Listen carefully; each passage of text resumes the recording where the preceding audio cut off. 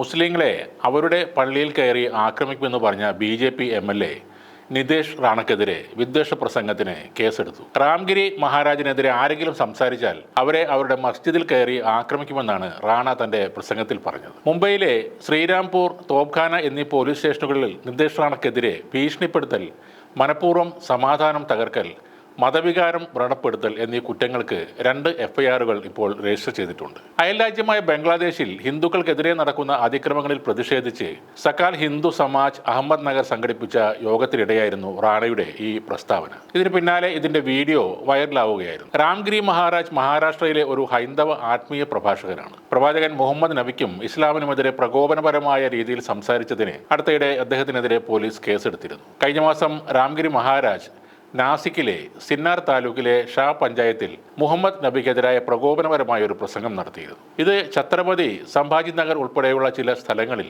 വലിയ സംഘർഷത്തിന് വഴിവെക്കുകയും ചെയ്തിരുന്നു. ഇതുകൂടാതെയും നിരവധി കേസുകളാണ് ഈ വർഗീയവാദിയായ പ്രഭാഷകന് എതിരെ ഉള്ളത്.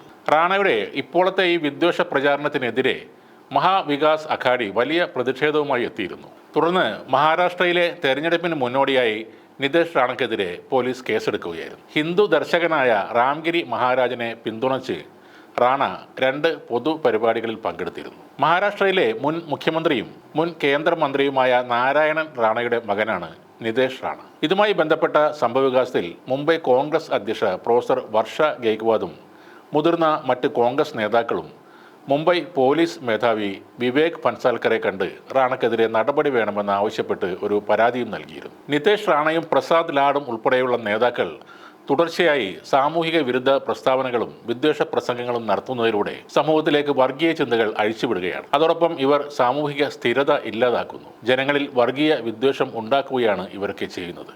ജനങ്ങളിൽ ഭിന്നതയുണ്ടാക്കുന്ന പരാമർശങ്ങൾ റാംഗിരി മഹാരാജ് നടത്തി. എന്തുകൊണ്ടാണ് പോലീസ് നോക്കി നിൽക്കുന്നത്?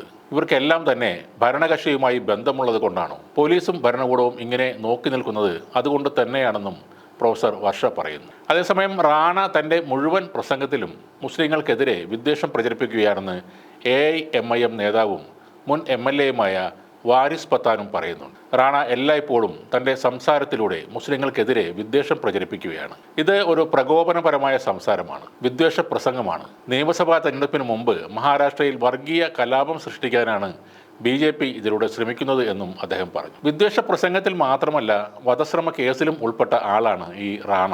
നേരത്തെ സിന്ധുദുർഗ് ജില്ലാ സഹകരണ ബാങ്കിലെ തെരഞ്ഞെടുപ്പ് പ്രചാരണത്തിനിടെ ശിവസേന പ്രവർത്തകൻ സന്തോഷ് പരബിനെ വധിക്കാൻ ശ്രമിച്ച കേസിൽ ഉൾപ്പെട്ടിരുന്ന ഇദ്ദേഹം പിന്നീട് ജാമ്യം നേടുകയായിരുന്നു.